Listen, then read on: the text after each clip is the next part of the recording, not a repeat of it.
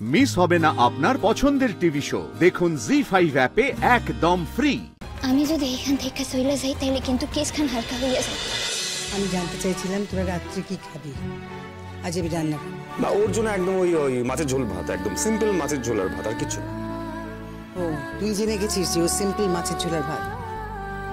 না মানে ওই বষ্টমীর হতে হতে ওই ভেজিটেবল খেয়ে খেয়ে মানে হাঁপিয়ে উঠেছে, তো সেই জন্যই ভাবলাম ওটা ভালো হবে। হ্যাঁ, শুধু আমি হাঁপায় উঠছি তাই তো, নিজে নিজে উঠান নাই। সেদিন গেরিগুলা আপনি যে খাই তুমি আমার কথা শুনো। আমি সেদিন পুকুরে গেছিলাম, ঠিক আছে, আমার পায়ে ধুলা লাগছিল, আমি গেছিলাম পুকুরে আমার পা খান ধুতে, দেখছি গেরি, আমি লই আইছি অনেকদিন কিছু গেরি খাইছে। রোদ্দুর গেরি খেয়েছে?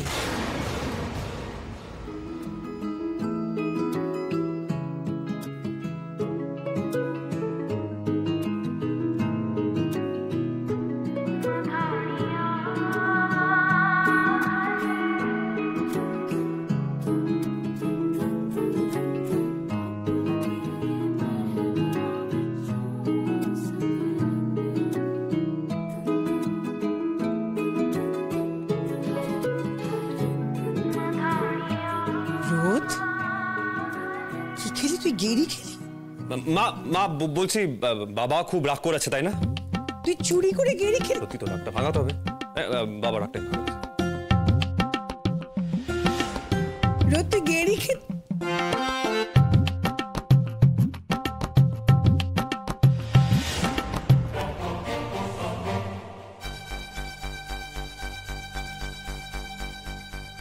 এত দূর ময়নার সাথে রোদ্দুরের সম্পর্ক এত ভালো হয়ে গেল, এবার তো আমি সাইড লাইন হয়ে যাব। না না, সেটা তো হতে পারে না। এখন আমি কোন দিকে যাব? একদিকে ধরা পড়ার ভয়, আর অন্যদিকে এরা দুজন কাছাকাছি চলে এসেছে। আর এক মুহূর্ত এখানে নয়, যত তাড়াতাড়ি সম্ভব কলকাতায় চলে গিয়ে এক ঢিলে দুই পাখি মারা যাবে। রাজারামের ব্যাপারটা থেকেও বাঁচা যাবে, আর এখান থেকে চলে গেলে রোদ্দুরকেও ময়নার থেকে আমি দূরে সরিয়ে দিতে পারব।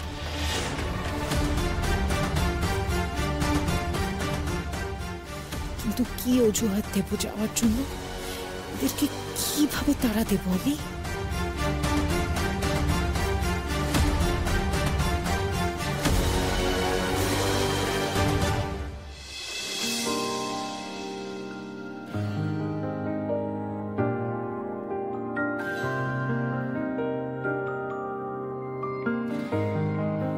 মুখ গোমড়া করে বসে আছো কেন?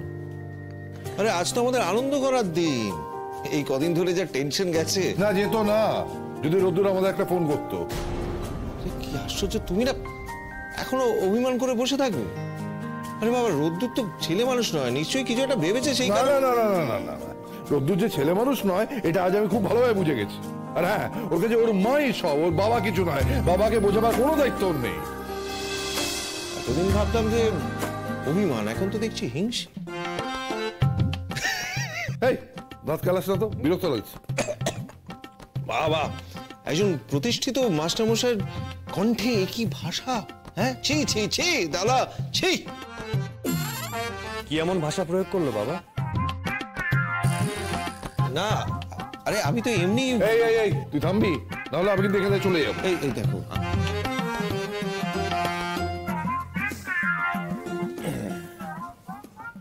বাবা তুমি বলো কি এমন বলেছে শুনি।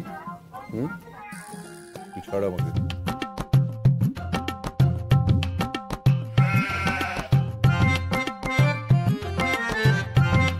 বাবা তুমি এখন লেগে আছো? তুই আর ছোট নেই রোদ্দুর যে ভুল করবি আর দৌড়ে এসে বাবার গলা জড়িয়ে ধরে বলবি বাবা ভুল হয়ে গেছে, বাবা গলে যাবে, সাতক্ষণ মা। তবে তুই যে ছোট নেই সেটা তুই ভালো করে বুঝিয়ে দিয়েছিস। হ্যাঁ, দাদার সন্তানরা যতই বড় হোক না কেন, বাবা মায়ের কাছে তারা কখনোই বড় হয় না, ছোটই থাকে। ভাইরাও না দাদার কাছে ছোটই থাকে, তাই তুই চুপ করে থাক। বাবা আমি তোমার আগের কাউন্টে বুঝতে পারছি। একটা খবর দিলে তো এতটা ভয় পেতাম না। প্রতি রাতে কেঁপে কেঁপে উঠেছি। আছিস তোরা? বাবা ওই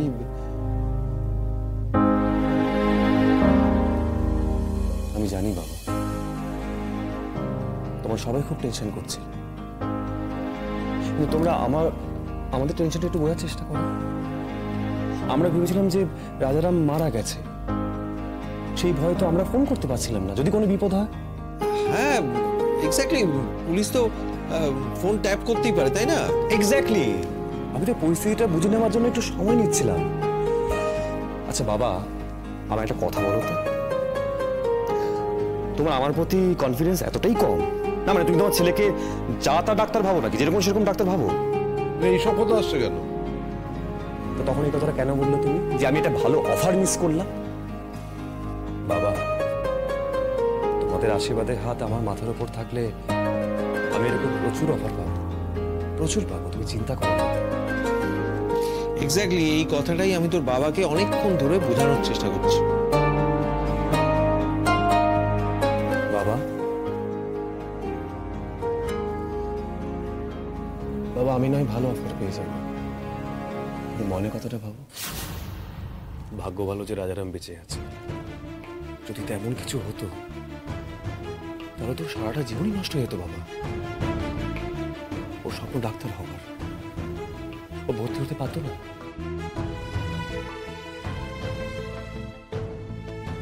তবে ও এই বছরটা ভর্তি হতে পারবে কিনা সেটা আমি জানি না। ওর কেরিয়ারটা একটু হলেও ধাক্কা খাবে।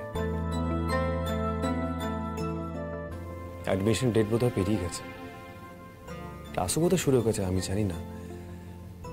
ওর বোধহয় একটা বছর নষ্ট হয়ে বাবা, আবার নতুন করে শুরু করতে হবে। পেয়েছি উপায়। এটা কিন্তু সত্যি। কোনটা সত্যি? এই যে মানে আমি তো বলতে চাইছিলাম যে ময়নার অ্যাডমিশনের ব্যাপারটা, এটা তো আমাদের কারোর মাথায় ছিল না। এই বছর মেয়েটা পরীক্ষা দিল, আর যদি এখন ভর্তি না হতে পারে এত ভালো রেজাল্ট করার পরেও, তাহলে তোর একটা বছর নষ্ট হয়ে যাবে। শুধু তো একটা বছর নয়, ওকে তো আবার সামনের বছর এন্ট্রান্স পরীক্ষা দিতে হবে। এবছর মেয়েটা কত ভালো রেজাল্ট করেছে, কিন্তু সামনের বছর যদি আবার পরীক্ষা দিতে হয়, ও যদি ডিস্টার্বড হয়ে যায়, তাহলে তো আর রেজাল্ট ভালো হবে না। না না, এটা করলে হবে না, আমাদেরকে যত তাড়াতাড়ি সম্ভব কলকাতায় গিয়ে ওর অ্যাডমিশনের ব্যবস্থা।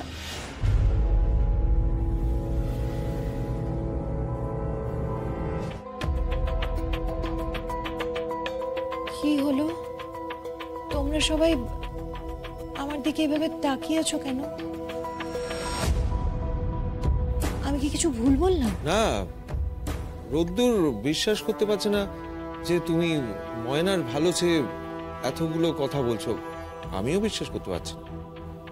জি5 ডাউনলোড করুন আর সব এপিসোড দেখুন একদম ফ্রি।